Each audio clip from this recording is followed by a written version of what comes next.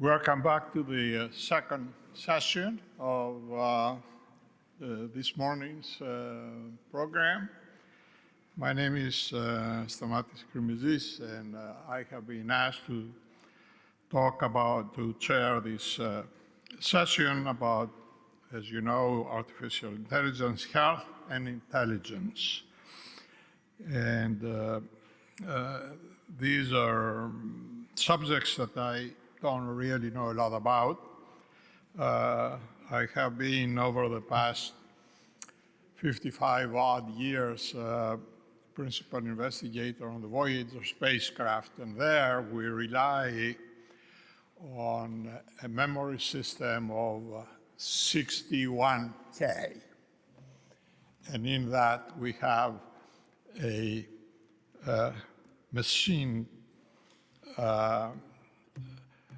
language program that sends the data back from 25 billion kilometers. So that's my, and it does so automatically, believe it or not. So that's my knowledge of artificial intelligence. Now, that same spacecraft, we're also experiencing Alzheimer's and arteriosclerosis and other such ailments of all days. So that's my connection to health. And so I'm not going to say anything about the third subject of intelligence. But we have today 4 exceptional speakers on these subjects, 3 of whom have some strong connection with a little town in California called Berkeley, and the 4th one with another school in Baltimore and also with Geneva. So we have a lot to learn, I'm sure, from our speakers, and we will begin with Dr. Michael Jordan, who is the Pihong Shen Distinguished Professor in the Department of Electrical Engineering and Computer Science and the Department of Statistics at the University of California, Berkeley, a member of distinguished academies, and will speak to us about the collective economic perspective on AI. I can't begin to tell you all the distinctions that he has.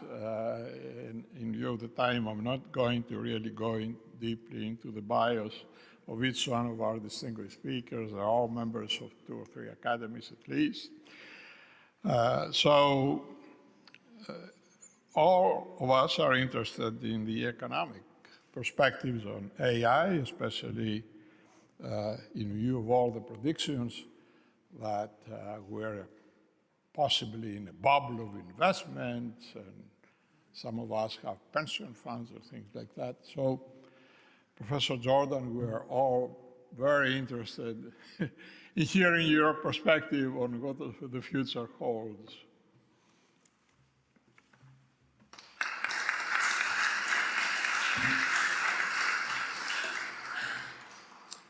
I'm delighted to be here. I'm going to bring the perspective of Plato into this, and I really am. I think Plato would be amazed by the technology, but also wondering, where's the collective? Where's the people? Where's the sense of where it all heads? All right, and I want to bring that in. So I'm going to give you a rather different perspective on AI than you've heard so far and that you hear from most people in the discipline and in the media, certainly. All of you have interacted with something like ChatGPT, and you're amazed by how good it is. But think about it for a minute, what you're actually doing.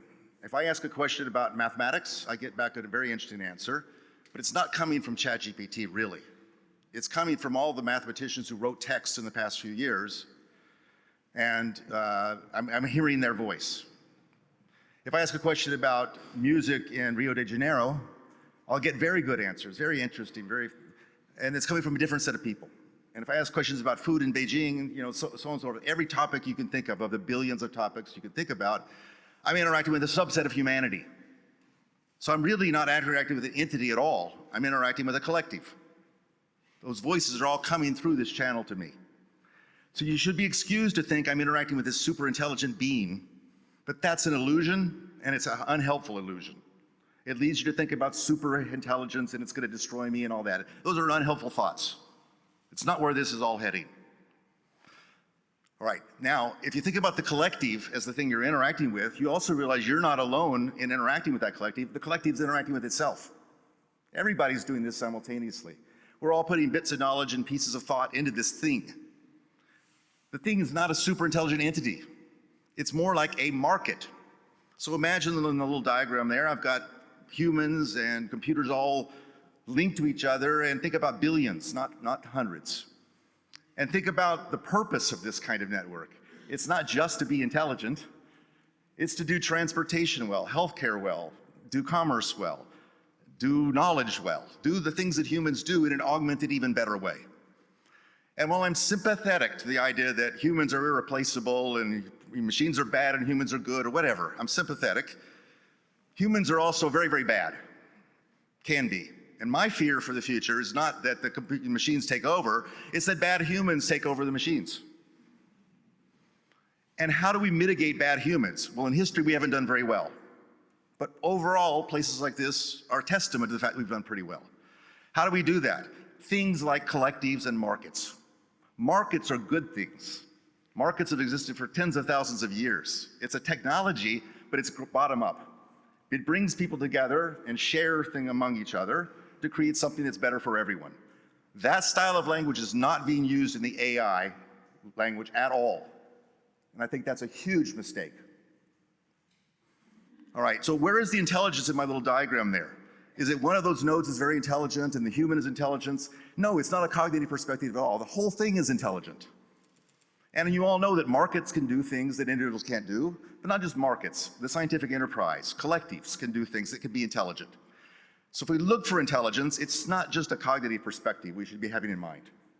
We're trying to imitate the thinkings of the human brain. That's exciting, that's interesting, but that's actually not what's happening. We're not really doing that. Okay, we're building network systems that makes information come together in new ways. That's more akin to a market than a brain. Okay, so if you take that perspective, and I do think that Plato would agree with that perspective, it's about the collective and it's about the fairness, the treatment of every individual by virtue of being in the collective. But what questions arise that are scientific in nature and mathematical?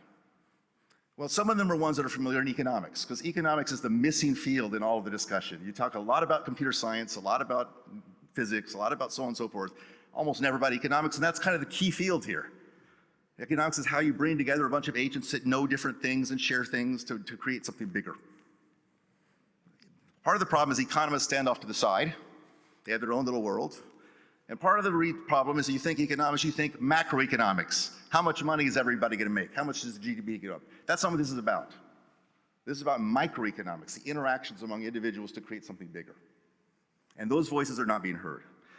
Okay, so one of the problems that arises is bias. If I'm a simple node in that system somewhere, I am faced with all kinds of things coming in at me, data, thoughts, opinions, decisions, and so on. What should I trust? Well, a priori, I say I should trust everything, right? Because it's a high technology entity. And no, but if you're in a market, you know that's not true. You shouldn't trust everything. A lot of it's false, a lot of it's wrong, a lot of it's based on strategic agents. Are we just throw up our hands?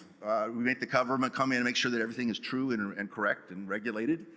No. Again, if you go into a market, I can go into a market in Athens and I don't even speak the language and everyone's trying to get my money, but I know I'm going to kind of be treated fair because there are mechanisms in place that I can recognize, and the overall system tends to treat people fairly, more or less. Okay, so I've got this problem of bias. And so bias is one of the key words. Bias sounds like a bad thing. It's mostly treated as a problem in AI, right? But it's not mostly a problem. I have a perspective on the world. That is my bias, okay? And so there's going to be two perspectives on bias I want to get into in my short talk. One of them is a statistical perspective, and I mean statistics in the broad sense of the term, predicting the future, given what you know. And the other will be an economic perspective, bias because I have self-interested agents around me. All right, so let's start with statistical. I'll be brief here. If you want to see technical talks on this, you'll see on the web some of my talks on this topic. But just briefly, let's remind ourselves about, instead of LLMs, let's think about AlphaFold. It's a foundation model. It predicts protein structure based on amino acid sequence, and it's extremely good. It's better than anybody had been in the past that got a Nobel Prize for that. Interesting. Okay, so the numbers are worth mentioning here. We have hundreds of thousands of actually crystallized structures that we know the sequence from lab experiments. But AlphaFold can generate hundreds of millions of structures, and they're very good. Right, so there's a temptation, and this is what's called AI for science, so the details on this slide don't matter. Temptation to not worry about doing much more science, just do a little bit, but throw in AlphaFold predictions in place of data. Okay, so here's an example of that on this slide, just briefly. This is about doing a scientific test of a hypothesis that's important in biology. Proteins tend to be globular in shape, they fold up and they act as enzymes and structures, but sometimes there are quantum fluctuations in the protein and there are little strands that hang off. You might think that evolution just said, I'm not going to use that, it's a broken protein. But you also might think those strands could be glued together in various ways and you could put them in membranes and so on. And that turns out probably to be true. These people in 2004 wanted to test that hypothesis. So they took all of the existing structures that were known and they did a hypothesis test. It's a little 2x2 table. Quantum fluctuations, yes or no, for a given protein. Phosphorylation, yes or no, meaning it's active in the cell, right? And you'd like to know if there's an association between those two variables. Does quantum fluctuations mean you're not active in the cell or what? Okay? Very simple hypothesis test was based on large amounts of data. In 2004, the pink dot shows you how much data there were. There were 10,000 structures known. So they collected all the data, they did the test, and they got their little statistic with error bars around it, and they ask, is the null hypothesis in that error bar? The null hypothesis is that the association ratio is 1. There's no effect. And the error bar was very, very big because they didn't have that much data. And so, in fact, they couldn't reject the null hypothesis. They couldn't make a conclusion scientifically. 2022, someone else comes around and says, well, now we have AlphaFold. Instead of just using 10,000 structures, we can throw in 2 billion structures, 2 million, 200 million. So they did, and they got a very significant result. The confidence interval was extremely small. They were very sure of themselves, and they reported the results. Here's the problem, as you will see in this picture. Here I'm going to be a little bit of a mathematician, or statistician, if you will. The x-axis here is this association ratio. I've written it down in math below, but the point is the null hypothesis is 1. There's no association. Being to the right of 1 means there's an association. Further right, really a strong association. This is how people do this scientific discovery. So you get a statistic based on all of your analysis of the data, you plot the statistic and you put a little error bar around it. If the error bar covers 1, you can't say anything. If it's not covering 1, you got a result. The goal there is the error bar coming out from using AlphaFold data in place of real data.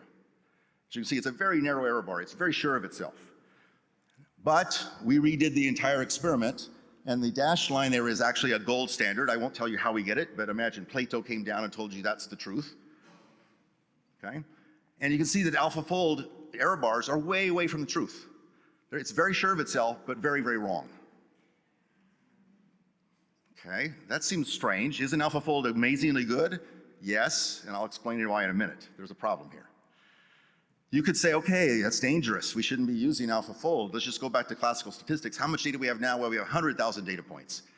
You can get an error bar based on just using them. That's the gray error bar. That's just the statistician's classical error bar. It still covers 1. It's too big still. Can't make any conclusion. Okay, that's sad. But at least it covers the truth. It's doing something correct. All right, so I'm going to show you why this happens, but the main point I like to make in my own work is to find issues like this, identify them, and find a principle that allows you to get to fix it. All right, so we did that. We developed a new methodology. It's called prediction-powered inference. It was published in Science a couple of years ago. It started to be widely used in science. What it does is it takes the AlphaFold output, which is viewed as very, very useful, but possibly a little bit flawed, and it adds a little bit of lab-determined data for that particular query you have in mind.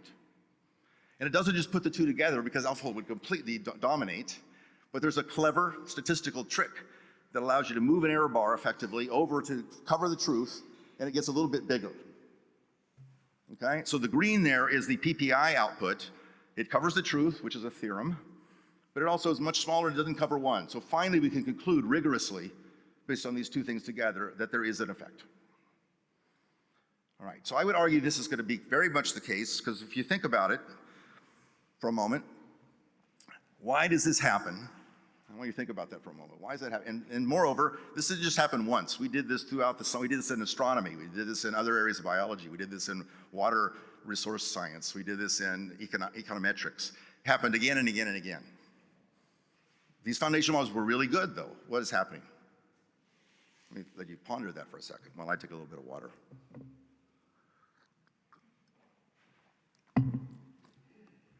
All right, here's the problem. On the left, you see a prediction from AlphaFold of a particular protein. On the right, you see the true experimental structure. That protein has quantum fluctuation. That's why the little strands are hanging off like that. Okay, so AlphaFold makes a terrible prediction here. We didn't know this a priori. And why? Well, because people haven't studied quantum fluctuation proteins very much in the past, so there's not much data on it. So AlphaFold's not trained on that data. And so it gives a particularly bad prediction for that specific query. Okay, well, it'll get better in the future when they add that data in, but the problem is that scientists are always on the edge of knowledge. They're not looking to verify things that were known well in the past data. They're interested in brand new things on the edge. When you're on the edge, you get a little help from AlphaFold, but you also get a lot of bias. And that's the key problem. Okay, so trust, use, but not just verify to say yes or no, bad AlphaFold, good AlphaFold, incorporate it into your own thinking locally. And we have a mechanism for doing that. Okay, so I'll not belabor that. That's the statistical thinking about if you're in a big network, how do you deal with bias? What about the microeconomic perspective on bias? Now I'm an individual in a big network of other individuals. It might be computers, it might be people, and they're strategic. They want to get value out of something, and so they may not tell me the truth. I know that doesn't ever happen on the internet, but think about it for a moment. Here's an example where it happens, and it's a very, very severe problem. We all know what clinical trials are. You have a medication of some kind, maybe a vaccine, and you'd like to test whether it's actually effective or not. And so long ago, you would kind of study it scientifically, and you would have some expert come in and rule. And it just turned out that was a very bad way to do medicine. The right way to do it is clinical trials. So you get 30,000 people, you put 15,000 people in the treatment, 15,000 people in the control, you compare, you do that again a few times, and you decide the vaccine is actually helpful. And that's what happened in this latest era. All right, so that doesn't just happen for vaccines, it happens throughout medicine. There's tens of millions of euros or dollars spent every year in every country for doing these kind of tests because it costs a lot of money to do it. So you really hope this is being done well. And is it being done well? Okay, well, again, a little bit of statistical language and mathematics here. You can ask, what should a regulator do? Well, a regulator is trying to take this hypothesis, this medication does not work or it does work, and test that. If its an answer is yes, good, it puts it on the market for a while, otherwise no. So it's a statistical problem, okay, and it's a causal inference problem. Okay, so the regulators for problems like this are well-trained statisticians, and not only that, they're using AI technology, they're using all the latest predictive methods. They're very good at it. So they're able to do, in a very, very wide set of situations, if the type is 0, it's a bad drug, versus good, make sure the false positive and false negative rates are small. They're able to do that very, very well. Okay, so you could say, what's wrong with them? They're doing a great job. The problem is you didn't bring in the microeconomics yet. Okay, so just briefly, if a small profit is to be made, think about how much it's going to cost. If you're a pharmaceutical company, you need 20 million to run the trial, and if you're approved, you might make 200 million for a small market. And now your expected profit, even if your drug is no good, that's what theta equals 0 means, is minus 10 million. So if you're the company, you say, oops, let's only send things to the regulator that are very promising. We know internally is very promising. The regulator didn't know that. We're not sure, but we have some thoughts that maybe it's a good promising drug. So we send those in, only those. That's very good because the regulator's only getting good hypotheses to test. They test them well, and good things are going to market. The problem is mostly it's like the thing on the right. 20 million to run the trial, 2 billion if you're approved in some market for a year. Now the economics are such that your expected profit, even if your drug is no good, is 80 million. So now you're incentivized to send as many candidates in as possible. And you can say, well, bad company, you're being unethical. Well, no, you're just trying to, get some opportunities to test things, and you don't know if it's good or bad. You leave the regulator to determine that. It's their job. The problem is the false positive rate is not tuned very well to that, and you send lots of bad candidates in, lots of bad things go to market for a couple of years until people realize they're not really helping very much and something else comes along. But that's too slow. People are dying and being hurt in the meantime. Okay, so again, we have a very serious problem here. Just making good predictions based on all the data is not enough because you have self-interested agents in here. So the right way to think about this problem is to realize there's information asymmetry. The regulator does not know something, the pharmaceutical company knows. That happens in interactions between humans all the time. I want to employ you, I ask you how long it'll take you to do this job, you will tend to exaggerate, blah, blah, blah. That happens all the time. Economists worry about this problem. They have something called contract theory. If I want to go on an airplane, they'd like to charge me the appropriate level. So they give me a set of options, business class, economy, I pay different amounts. And different days I'll be willing to pay different amounts. They don't know that, but I know that. So they provide a set of options. Long story short, this is the right way to think about this problem. You have a regulator, they are a principal, you have agents like the pharmaceutical companies who are self-interested, and data is flowing back, and the job of the regulator is not just to make money, like in classical economics, it's to do good tests. Okay, so you need a new version of contract theory, which brings the theory of incentives together with the theory of statistics. All right, and we call this statistical contract theory. It can solve this problem, okay? And so basically it gives a pharmaceutical company a list of options of licensing terms they would have if the clinical trial came out one way or another. And they know some knowledge and they can be either high risk or make a bet that's risky or a bet that's not risky depending on what they know. And if you do that right, the overall error rate is controlled, false positives and false negatives, and everybody is incentivized correctly. Okay, so I didn't have time to get into the details here, but it is a branch of, it's a mathematical result that ties together microeconomics at its foundations and statistical inference at its foundations. It's not in either one of the fields separately, and it's not in current machine learning practice, but I would argue that it has to be. Okay, so I'm gonna skip those couple of slides. Let me just skip that and go to the last slide. Oops, there we go. I think that markets are, mostly very, very powerful. I would say they're mostly good. They've mostly made humanity, they've done more than just about anything you can think about to make humanity happy and wealthy and wise. But you need to regulate them. If you regulate them stupidly, though, at the level of the algorithm saying, algorithm, you can't do that or you can't do this, you'll make a mess. You got to think about the overall economic system you're embedded in and what are its equilibria. That's where the intelligence should arise. It's not the individual point, it's the overall system. So when I talk to people in the government, I try to make this point. These are good things, they make predictions and all that, but they are not panaceas. And you don't just plug them in, you don't worry they're going to replace humans, you think very hard about how they interact in the overall ecosystem. All right, I'm done, thank you.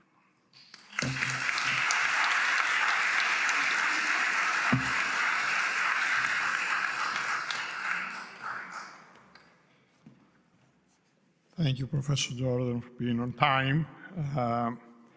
The next speaker is Dr. Prabhakar Raghavan. Obtained his education initially in Madras, but his Berkeley PhD. He served as senior and VP and head of the Yahoo Research Labs. Took up a position as Vice President for Strategic Technologies at Google. I think Dr. Raghavan has been to more organizations than most people that in this business, and I'm sure he will tell us about the wide range of experiences, especially his last position as Vice President for Strategic Technologies at Google. Professor Raghavan.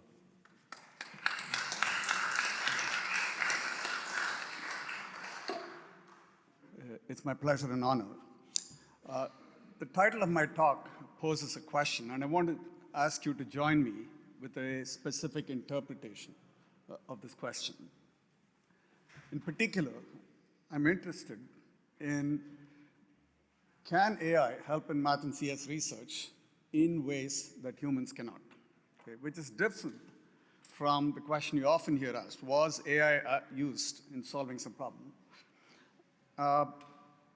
In a lot of reports in the social media and the popular media, you see more of the latter, but I'm especially interested in the former. I want to try and argue that the kinds of results that I'll talk about today are not plausibly obtained by humans. And my eye was caught by a line in a recent publication by all of these authors, and I've blown up the particular line. So what they did was they looked at several hundred mathematics problems. They used an LLM to try and solve them. And in a small number of cases, they had successes. But then they have a very telling sentence about those few cases. They say, and I'll read this out to you, our findings suggest that the open status of the problems resolved by our AI agent, so their successes, can be attributed to obscurity rather than difficulty. Okay? In other words, the LLM successes they saw were largely because nobody bothered to attack these problems in some sense. All right. So I'm going to look at this in two settings. One is the hardness of discrete optimization, and I'll share some results with you, and make perhaps not definitive, but plausible arguments that these could not have been done by humans. And then the second is in Ramsey theory. Okay, so let's dive in. Okay. Discrete optimization problems are optimization problems where a system has to find the best of a finite set of solutions. And perhaps the prototypical discrete optimization problem that everyone thinks about is the traveling salesman problem. You're given n-cities, and you have to find a tour through the n-cities that is of the shortest possible length. Okay? Good. Now, before I get into what we are able to say about this problem, let me set the stage by recapping essentially the last 100 years of the theory of computing in one slide. And this is a bit of a caricature, but please bear with me. Right? So the modern theory of computation focuses on taking problems like this traveling salesman problem and determining whether it is in some sense solvable or intractable. Okay? And a problem is considered efficiently solvable if there is an algorithm that after a polynomial number of steps will solve any instance of the problem. And it's intractable essentially if you have to try every possible solution in order to solve the problem. Okay? And just to give you a sense of this, if you have 50 cities in an instance of the traveling salesman problem, in order to try every possible solution, you have to try going through a number of solutions that is a long number with 65 digits, which starts to approach the number of atoms in the universe, that kind of thing, very quickly, right? So you ideally want problems to be efficiently solvable, but when they are intractable, we try to understand, well, exactly how intractable is this? Okay. So now let me tell you what is known about the traveling salesman problem. Well, spoiler alert, it is not only widely believed, barring some strange things happening in mathematics, to be intractable, but even finding a pretty good solution to an instance of the traveling salesman problem is believed to be intractable. Okay, so specifically, here is what is known. Okay.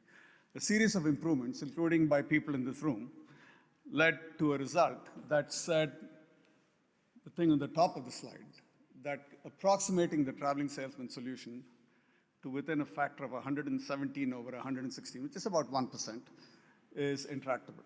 Okay? You look at that and say, really, is that all we're able to say? And that's really the state of the art, pretty much. If an instance of the traveling salesman problem had a shortest tour of length 116 kilometers, then even finding a tour of a length 117 kilometers is intractable. Okay? That is what is known. Okay? All right, using AI, and I'll give you a hint of how in a moment, we can improve this to a slightly better number. And I know your first reaction is going to be, wait a minute, you did all this hard work using AI, and that is all the improvement you got. And the answer is yes. But let me say two things in our defense. Number one, this is a well-studied problem. It's had a long and illustrious history. And even the small improvement comes along every 7 or 8 years, maybe a decade or so. So that's the first thing. The second thing, I believe, and I'll try to argue, that we could not have gotten this improvement without the use of the AI tools that we have. Okay? Now, that is not to say that humans will not come along next year or in 10 years and improve on this further without AI. I'm just saying that the improvement that we did get made use of an AI tool. Before diving into this, I'm going to introduce a second discrete optimization problem, not the traveling salesman problem. Okay? And this is called max cut. So what's max cut? You're given a graph, or what some of you may call a network. It has some nodes and it has some links. In this case, if you look at the picture on the right, this graph has 14 nodes and has a number of links between them. And the problem is to cut it into two pieces so as to cut as many links as possible. Okay? So in this picture, if you cut along the green dashed line, you're only cutting one link. If you cut along the red dashed line, you're cutting 4 links. Okay? And if you stare at it long enough, you'll find that there is a way of cutting this into 2 that cuts through 10 different links. Okay? So the abstract problem is, given a graph, can you cut it into two pieces that cuts as many links as possible? Okay? And we are able to show with the help of AI, and this I'll walk you through, that the input is a random graph coming to within 5% of the biggest cut is interactable. And we show many related results. Now, this 5% looks a little more impressive than the last one. Okay? But actually, the real reason it's, okay, I don't know why that happened. The real reason it's impressive, this is essentially the best possible result possible. We show using analytical methods that you cannot do better. Okay? All right, so how did we do this? Okay? In all the results that we have, we essentially take some prior result, some proof from the past, and we improve on it.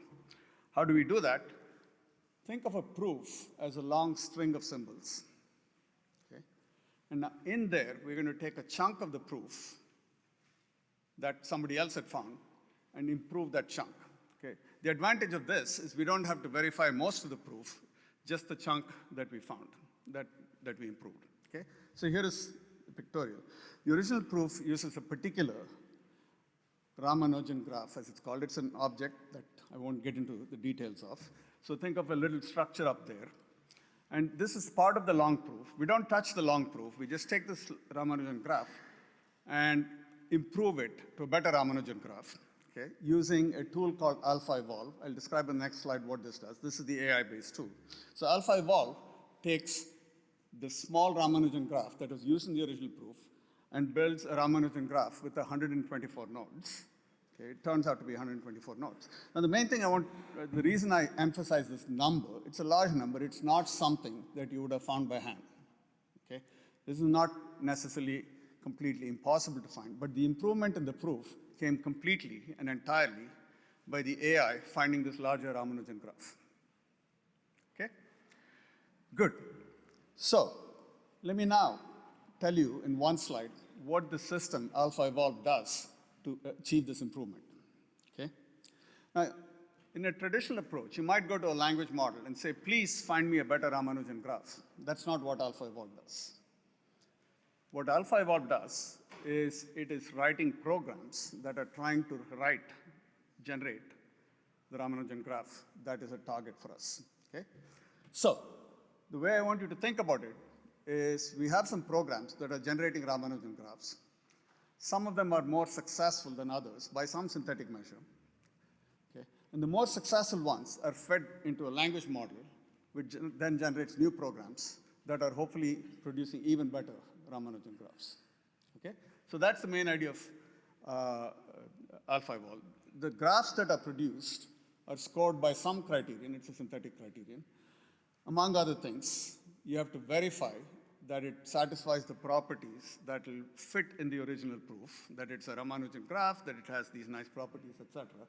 Without going into the details, that takes a lot of verification. And to the point many speakers have made today, that these things can hallucinate, the burden is on us to make sure that the artifacts you generate are actually valid for the original proof. Okay? All right, so you go through the cycle, and out comes this 124-node graph, proves this theorem, and in like fashion, we prove a number of other theorems on interactability. Okay? Good. The second problem I'll touch upon is on Ramsey numbers. Some of us are familiar with Ramsey numbers, but I'll do a very brief recap. And this is due to work over 100 years ago by Frank Ramsey, a British mathematician. And essentially, the motif is that no matter how chaotic the world is, some order must exist. Okay? So the prototypical statement in Ramsey theory is if you invite 6 people to dinner, then either 3 of them will know each other or 3 of them will be mutually strangers. Okay? And by the way, this is not true of 5 people sitting to dinner, because if you look at the picture on the right, okay, there is a way to have 5 people be friends or strangers in a way that there is no triangle in there. Whereas the moment you have 6, magically, you must either have a red triangle or a blue triangle. Here, red means 2 people are friends, they're warm. Blue means they're cold, they're mutual strangers. Okay? So this is the classical starting point of Ramsey theory over 100 years ago. Okay? And the question that mathematicians have studied since then, combinatorists have studied, is instead of 3 and 3, suppose you must have either R friends or S strangers, then how many people do you have to dinner, essentially? Okay? And in the next slide, I'll show you the state of the world as it exists today. But I just want to make sure. So this is a very simple problem. It doesn't take deep mathematics to understand this, right? So I asked the question again, how many people should you get together before either R of them are friends or S of them are strangers? Okay? Good. Now there's a big table. I don't want you to focus on that yet. Let's look at the top of the slide, right? Now, in general, it's very hard to find these numbers. But let's take an example. Suppose you could find a network, a graph, with 36 nodes, with no 4 friends or 6 strangers. Then you know that R of 4 and 6 is at least 37, because you've shown that at 36, you have an impossibility. Okay? And this is a technique that's used in general. This graph of 36 nodes is known as a Ramsey graph because it is sort of at the critical point where we know that there isn't anything special going on. The minute you go a node above, suddenly order emerges. Okay? All right. So we set about using alpha evolve to try and find these Ramsey graphs. Okay? And let me report to you what it was able to do. Okay? So this table gives a snapshot of a partial view of the world for different values of R and S. So for instance, if you look at the row 4 and the column 6, it says that the best known result is 36. We don't yet have a graph that shows it's 37. Okay? So the conjecture in my second bullet has not yet been met. Okay? So what did alpha evolve do? It attacked many of these cells. Okay? And essentially we came up with 3 kinds of lower bounds on these Ramsey numbers, a minimum value of the Ramsey number, just like I was suggesting in the second bullet. Okay? I have them in 3 colors, so let me explain what the blue, yellow, and green mean.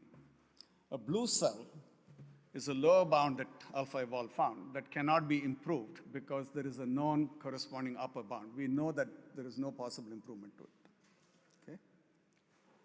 And so all such cells, the blue cells, alpha evolve was able to find the best lower bound. A yellow cell is one where alpha evolve found the best possible lower bound but did not improve on the state of the art.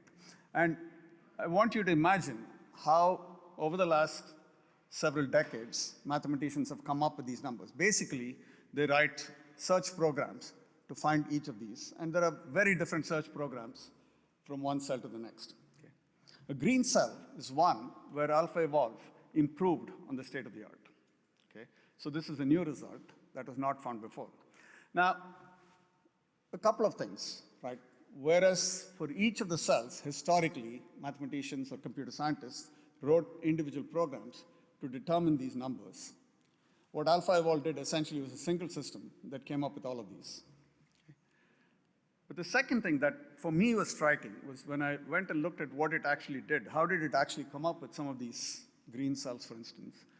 It used, in a very heuristic way, fairly sophisticated mathematics. It would say, let's start with all numbers modulo 127. Let's find the ones that are quadratic residues, which if you're a number theorist will make some sense to you. Let's join together things that are not quadratic residues, and so on, right? So it was doing fairly non-trivial things. And for me, it was not clear that you could come up with these on your own. Okay, so let me finish with some reflections. Why is this exciting? Okay. Now, as original research, I wouldn't call these results the ones I'm the most proud of. But what is interesting is AlphaEvolve, which is still relatively stupid, it doesn't have any understanding of Ramsey theory or interactability, is able to come up with these results. In all cases, you have to verify that what you came up with was correct, and this is hard, okay? And in many cases, we had to invest a lot of computing just to verify that the structures we found were absolutely correct, okay? Now, going back to my starting question, could a talented human have found this? My argument would be that not with a simple paper-pencil method. It would take some extraordinary act of thinking, a new idea basically, an act of creativity to find these things, right? Of course, it's difficult to argue that no human could have ever found these because the real test of time to me will be how long before another human comes up with a better result on these ones, okay? We also have some arguments that comparable computing could not have found this.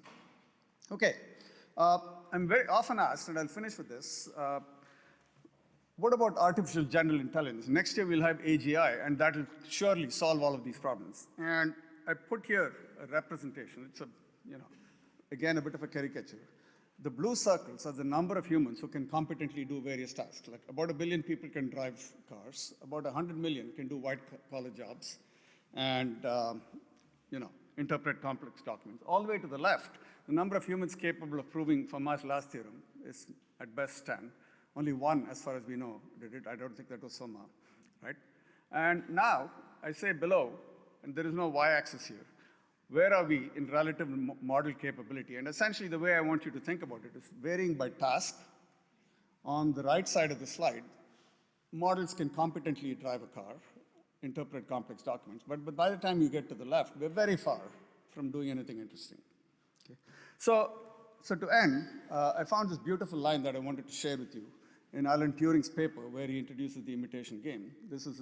And I want to draw your attention to the final slide. Right? He says, we can only see a short distance ahead, but we can see plenty that needs to be done. Thank you.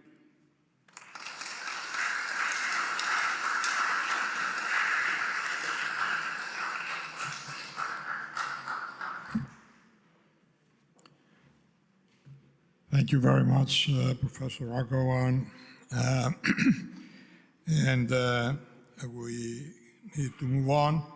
The next speaker is one of our own, Christos Papadimitriou. He also is a member of a large number of academies, and I think he came to our academy most recently. Professor Papadimitriou will be talking to us about, well, I'll tell you a few things about Professor Papadimitriou first, because his research often explores areas beyond computer science in what he calls the algorithmic lens, and that includes biology and the theory of evolution, economics and game theory, where he found the field of algorithmic game theory, artificial intelligence and robotics, networks of the internet, and since 2013, the study of the brain and language. So I call him a Renaissance scientist. He knows about everything. So in this last endeavor, Papadimitriou and his co-authors tried to bridge the gap between neurons and cognition, between the brain and the mind. And today he will talk to us about grounded language, what brains can learn and machines cannot. Professor Papadimitriou.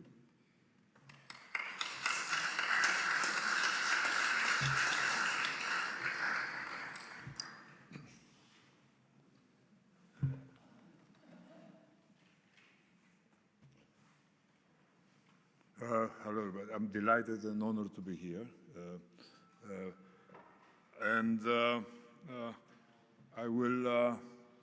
I want to start by reminding all of you that what is happening now is nothing short of astounding.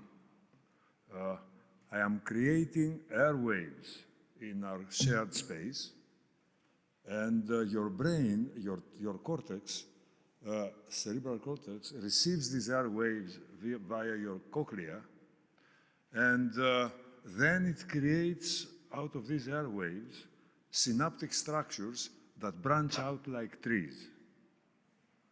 And if I'm very lucky, you are going to remember some of these trees as long as you live. Of course, I'm talking about language. Language is, by the way, the order of the day, because today we are celebrating the incredible continuity of Greek, of Homeric to modern Greek. But language is a general human phenomenon, is a human miracle. It has been happening only over the past 80,000 years. And even though I say miracle, it's not. Our brain produces language, we know that. But we don't understand at all exactly how. Okay? That's what I'm going to ask. What is the biological basis of language? We know it comes from the brain, but we don't even begin to know how. And as many of you must know, this has been the battlefield of a very fierce ideological debate over the last 70 years. Noam Chomsky, one of the great thinkers we have, opined back then that the language is the result of a particular structure that we endow, or endowed, biological structure that he calls universal grammar. And this enables us to learn and create and evolve language. And there are other great linguists, and I have here three, George Lakoff, Mike Tomasello, and Adele Goldberg, who beg to differ, okay? Drastically differ. They believe that language is not the fruit of some linguistic specific faculty, but it is the result of generic cognitive abilities, cognitive constructions, and statistical learning, okay? This debate has been going on for a long time, which side is right? Let us not resolve this today, okay? Instead, I'm going to specialize the question a little. Because you see, over these years, we have been discovering some biological elements that are unique to humans, okay? I show here the gene FOXP2, which discovered in the 1990s, and for 10 years it was called the language gene, but it's not called the language gene anymore because we know that it does something else. And more recently, neuroscientists have discovered certain neurons in the human brain, in layers 2 and 3 of the cortex, of the visual cortex, which have some very complex dendritic potentials, much more complex than anything we have noticed in animals, in non-human animals. And again, immediately, some biologists and neuroscientists jumped to argue that maybe this is what language comes from, okay, from these neurons. Okay, and so there seems to be a tacit hypothesis that language, I mean, even if Chomsky is right or wrong, there is some unique element to humans, biological element that gives us sign. And this is a hypothesis that many people believe in.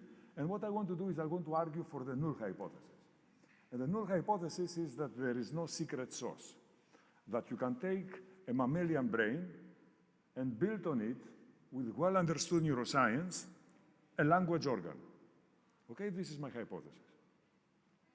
Everybody understands what I'm talking about? That there is no secret element, there is no human-specific element. Ordinary neuroscience, the animal brain can do language. Okay.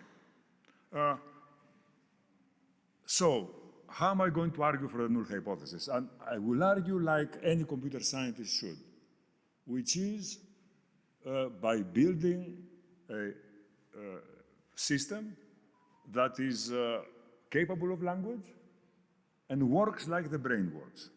Okay? Not LLMs. This excludes LLMs, large language models, because we know that they don't work like the brain works. They work in a dramatically, orthogonally different way. Okay, I said works like the brain works, okay? This shows that I'm a little in trouble, because you see, nobody knows how the brain works, okay? Over the past 70 years, we have been learning some amazing facts, volumes of new information about the brain, and still, 8 years ago, my colleague, Richard Axel, Nobel Prize 2004, said this in print, okay?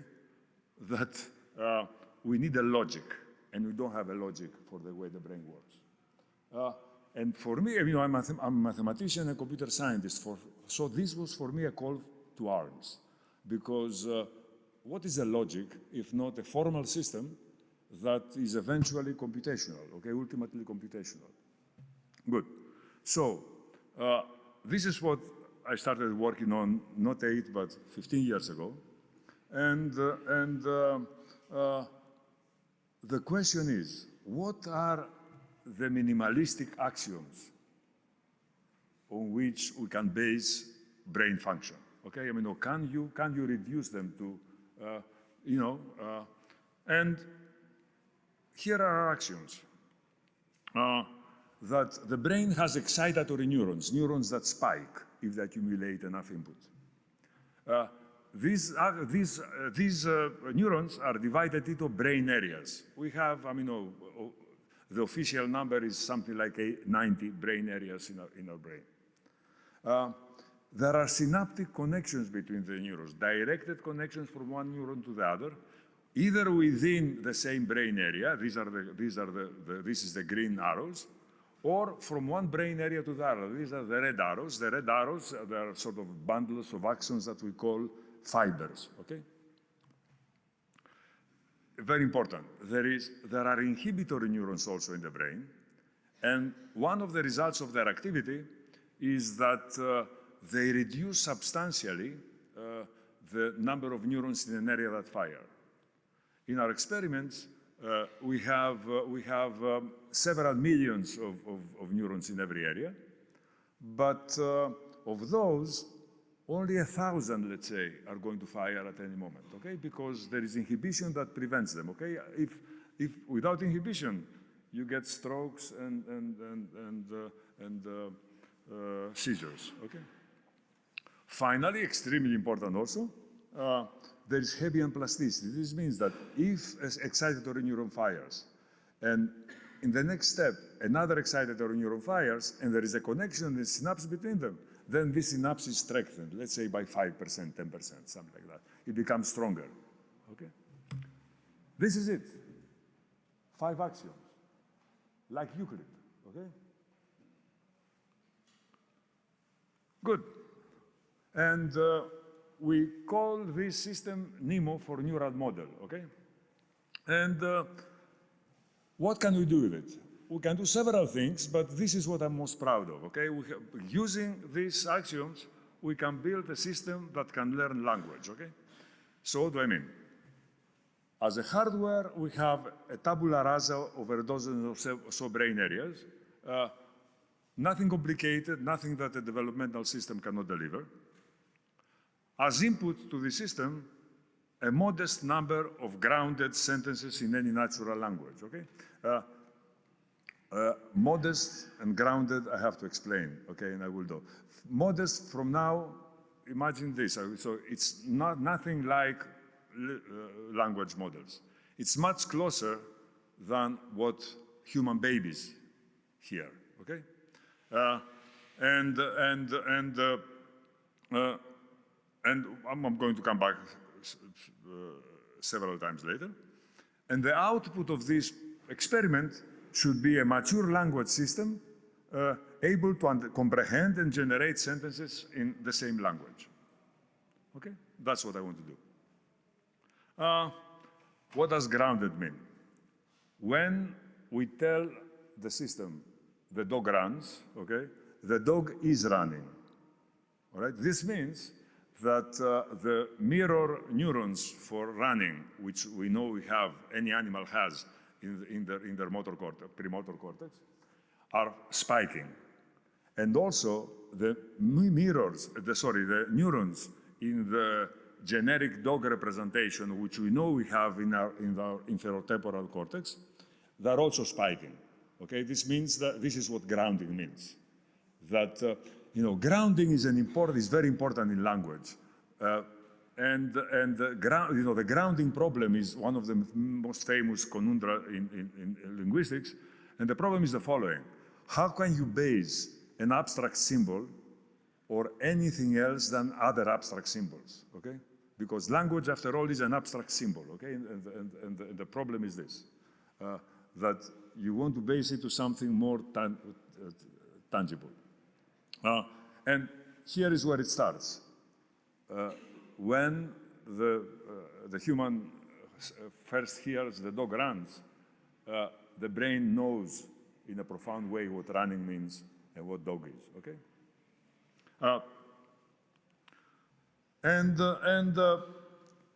So this,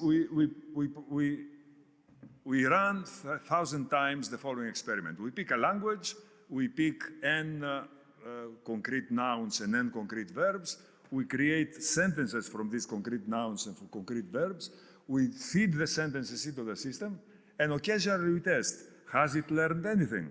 And if we're satisfied, we stop, okay? That's the experiment. And the main test we use several tests, but the toughest test is, can it generate, okay? We present to the sensory motor system a scene that was never seen before, okay? Sister pushing dad. And and you ask the system, what's happening now? And the system should respond, if it chooses to respond, sister pushes dad, okay? And it does.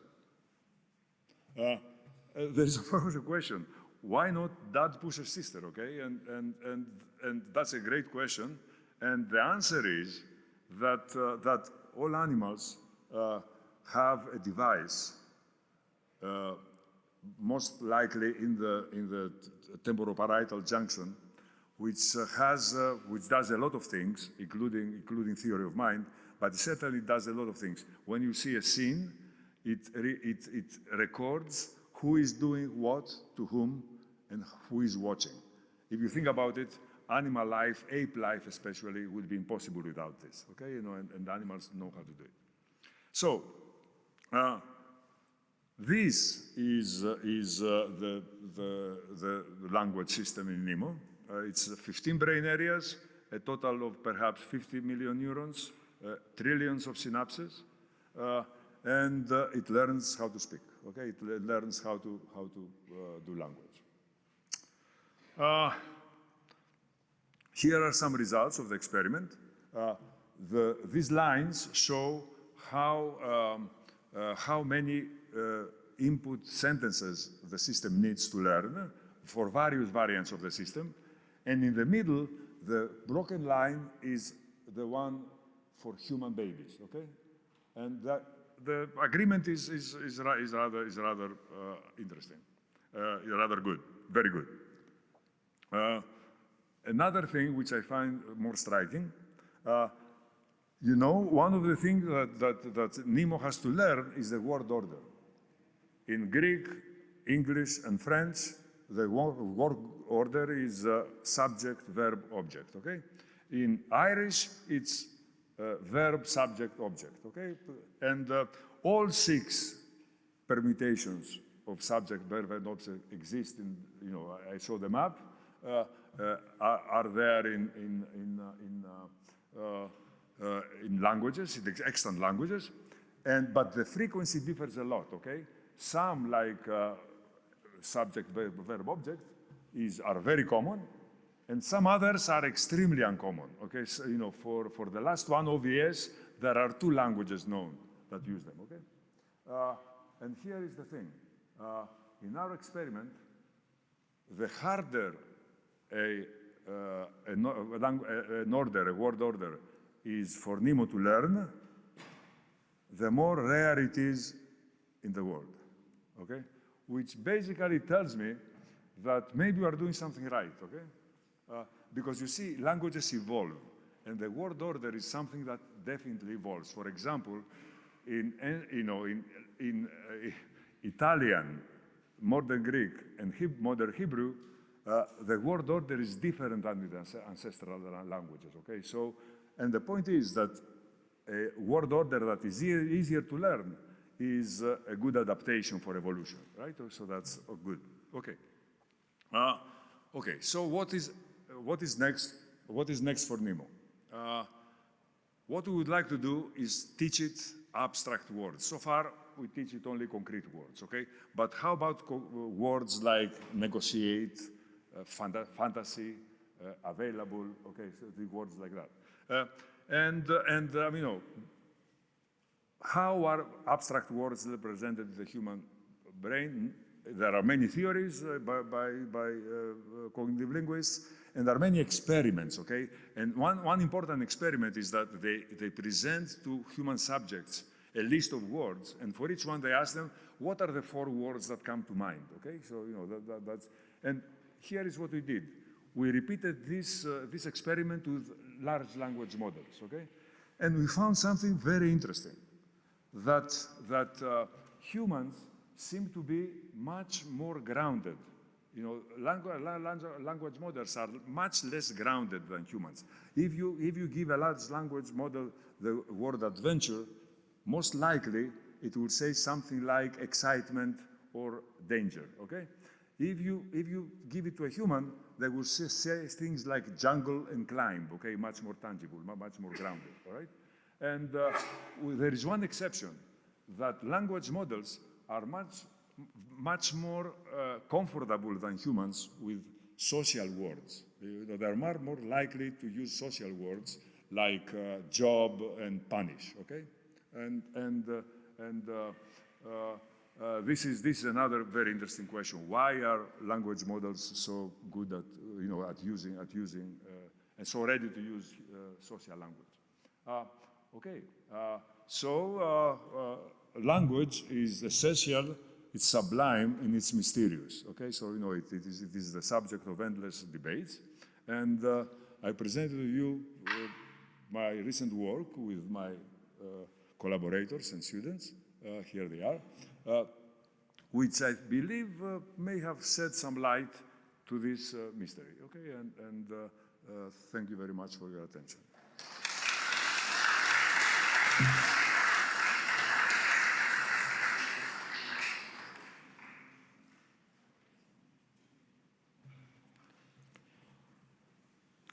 Thank you, Professor Papadimitriou. And now we come to the last talk in this session on AI, human health and intelligence. And the speaker is Professor Stylianos Antonarakis, a colleague in the Academy of Athens, Swiss Academy of Medical Sciences, Professor of Genetic Medicine at the University of Geneva. Again, I'm not going to tell you all his titles and all his activities, but he has been the European president of the European Society of Human Genetics, and The title of his talk is The Glorious Past and the Bright Future of Genomic Medicine. And I'll just make a remark about the title because I remember a story many years ago about the fusion machines that came to be thought about after the hydrogen bomb in the mid 50s, and it was going to be the endless supply of energy for humanity forever. That work started in the 50s, and today, as you know, we're still waiting for fusion machines to work. And the joke is that fusion energy is the energy of the future and always will be. So Professor Antonarakis is genomic medicine, the medicine of the future, and will soon come. Thank you.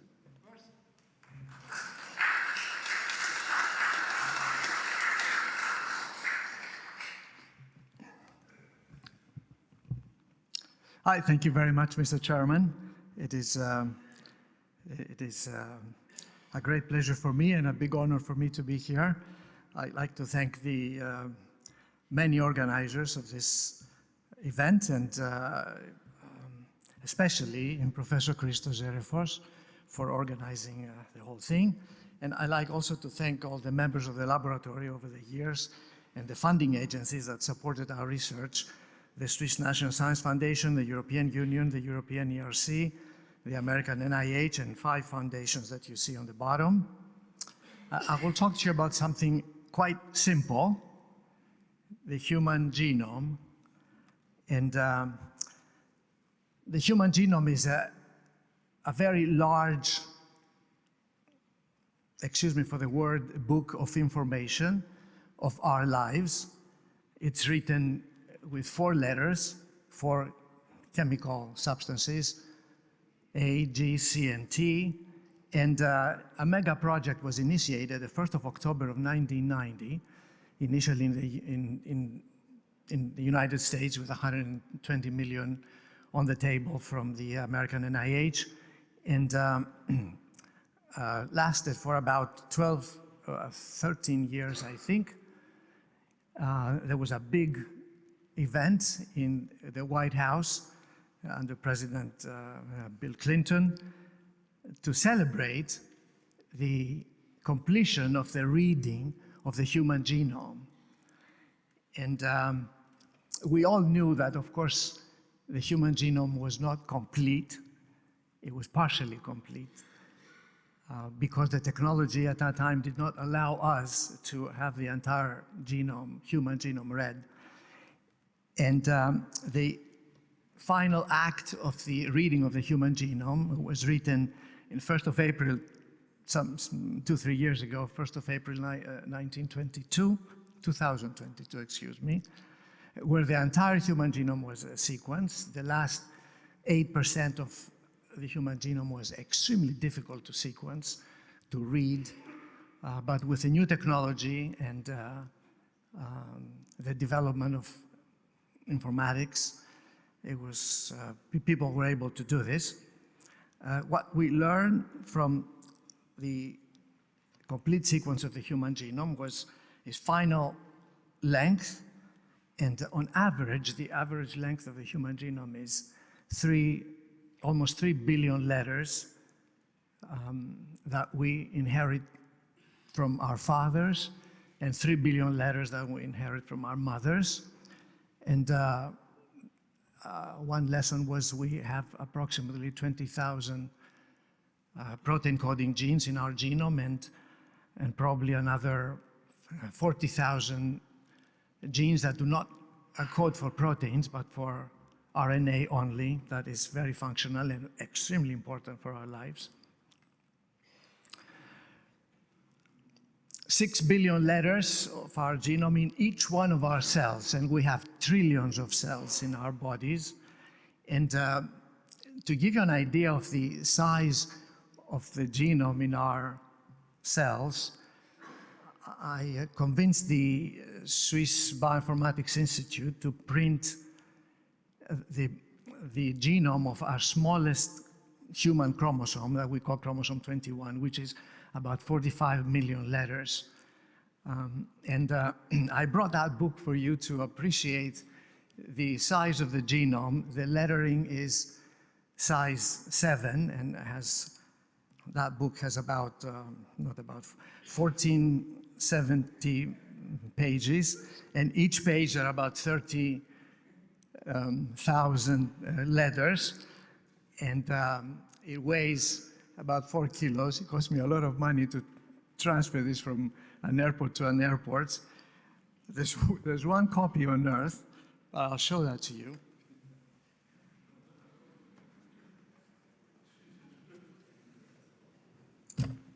Here it is, chromosome 21, the smallest human chromosome. I will show this to you. I will start with you and you can pass it around. This is not a polling paper. Yes. Next picture will be the polling paper. So the interesting thing is that all this entire genome in our bodies is 138 such books in each one of our trillions of cells.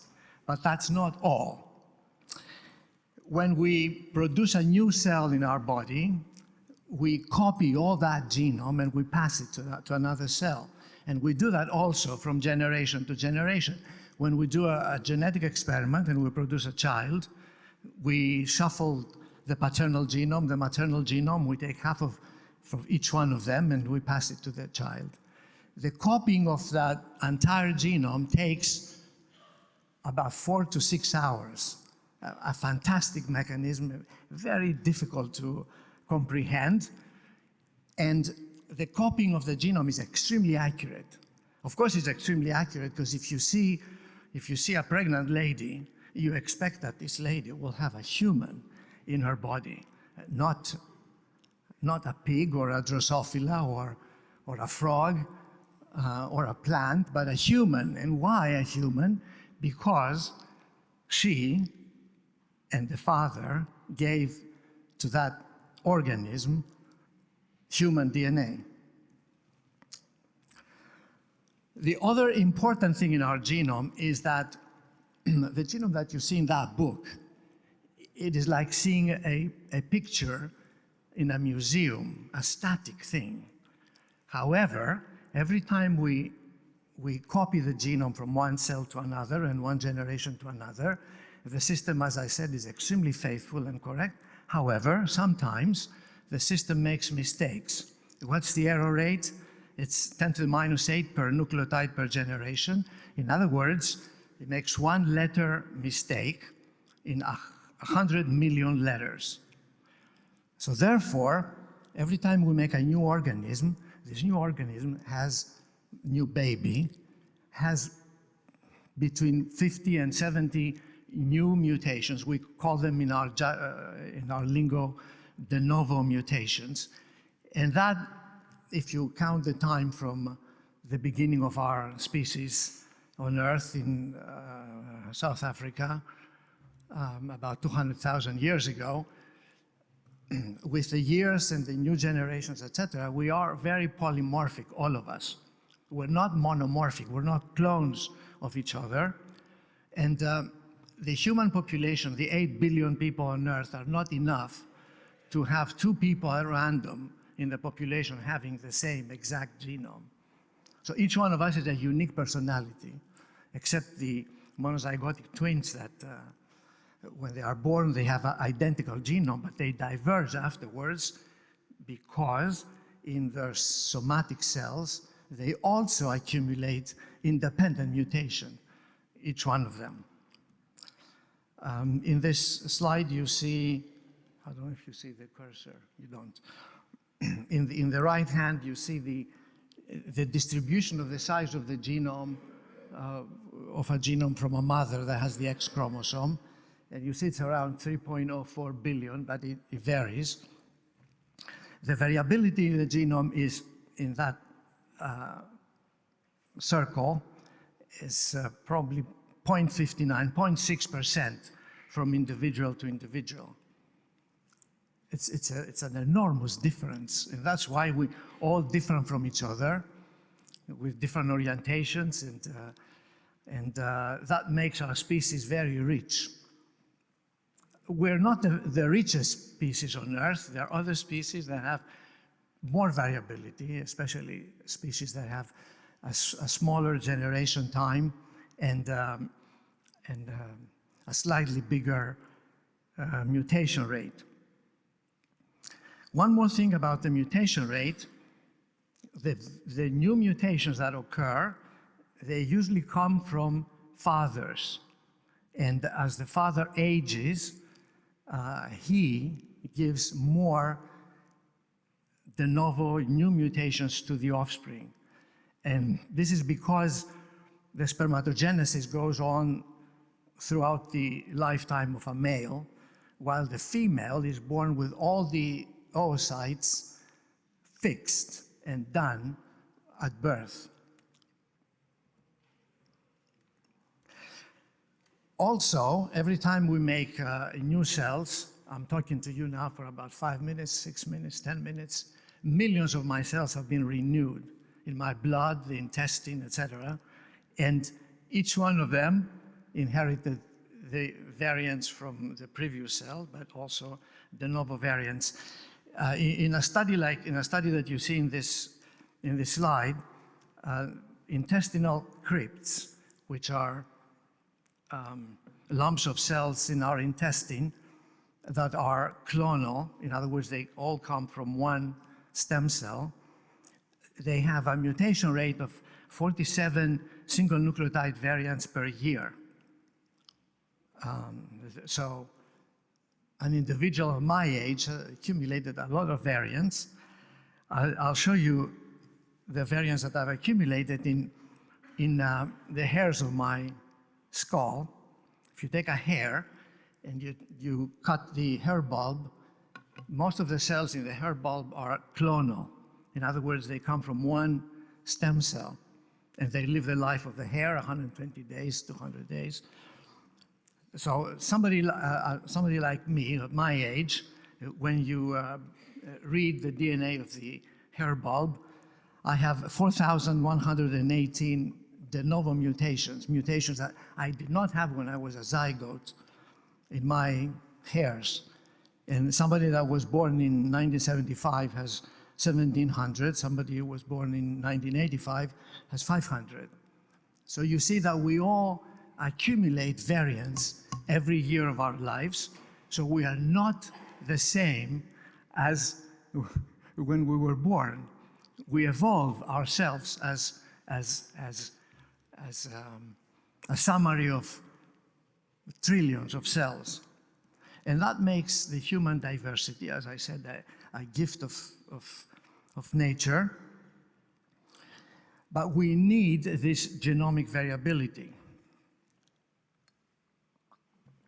We need the variability because that provides us the possibility to evolve and to adapt in the ever-changing environment. And the obvious secret is that the genetic disorders, the thousands of genetic disorders that we have, let's call them genomic disorders, is the price to pay for the potential of evolution and adaptation. There's no free lunch in biology. Well, there's no free lunch in many aspects of life. And as this very famous evolutionary biologist, Theodosius Dobzhansky, in a book in 1973, he said that nothing in biology makes sense except in the light of evolution. And you can paraphrase this in medicine and say nothing in medicine makes sense except in the light of evolution. Then because of this variability, and we can now talk about some some evolved type of medicine, let's call it genomic medicine. And the genomic medicine it gives us a certain new view of what medicine is, or what the cause of disorders are.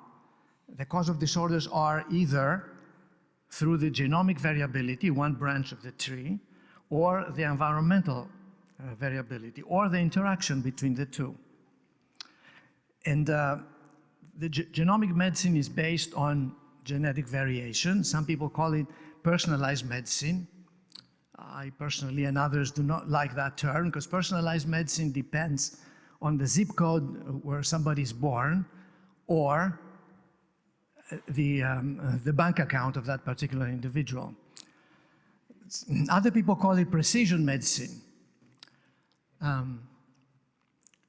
Francis Collins, the director of the NIH, had the ear of President Obama, and one day before the State of the Union address of the president, he said to him, let's not call it personalized medicine, let's call it precision medicine. And the president said, now we give millions and care and attention and focus on precision medicine. Well, for people with Greek ancestry, precision medicine as a new thing is a joke, because our great-great-great-great-grandfathers, the Hippocratic crowd, said something about idiosyncrasy of individuals, a nice word. That means that each one of us has his own, they do not say genome, but his own qualities and quantities to be a unique individual, and we need to treat disorders according to the idiosyncrasies of people, and we need to look at individuals. We need to look at individuals with a disorder, but not the disorder only. So genomic medicine is for prediction, diagnosis, prognosis, and treatment. And the genetic medicine has a glorious past. Perhaps you did not realize this. And it's practiced daily. Probably you don't realize this, but also has a bright future. What is practiced daily that you all know? There are millions of blood transfusions every day on Earth, millions. And what is a blood transfusion? It is genomic or genetic medicine, because we match a window of the genome of the donor and a window of the genome of the recipient. And then if the two genomes match, in other words, there's no different variability within these two windows, then the blood transfusion is compatible. Otherwise, the blood transfusion is not compatible. The chairman is telling me that I'm late. If you allow me to go to the AI, we have, in spite of what I told you, and perhaps some of you are impressed, the depth of ignorance is enormous.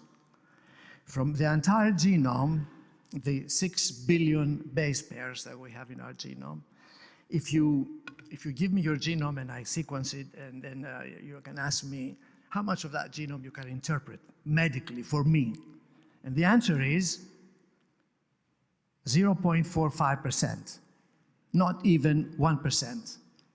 So there's an enormous landscape of unknowns that we'll try to fill in the near future. And AI is very important. You've seen Demis Hassabis getting the Nobel Prize, and his student, Dr. Kohli, devised a program, an AI output, that looks at the genome 1 million base pairs at a time, and it tells us something about its anatomy and potential function. It tells us about gene expression, transcription initiation, chromatin accessibility, histone modifications, transcription factor binding sites, chromatin contacts, splice site usage, splice junction strength, in human and mouse, and it's open source. And perhaps all these words are jargon for you, for some of us, and for medical reasons are very important. And we are depend 100% on computational methods that will allow us to explore further the genome, and all that, not only for understanding of biology, but I underline this, to treat our patients. That means to treat all of us. With that, I thank you very much.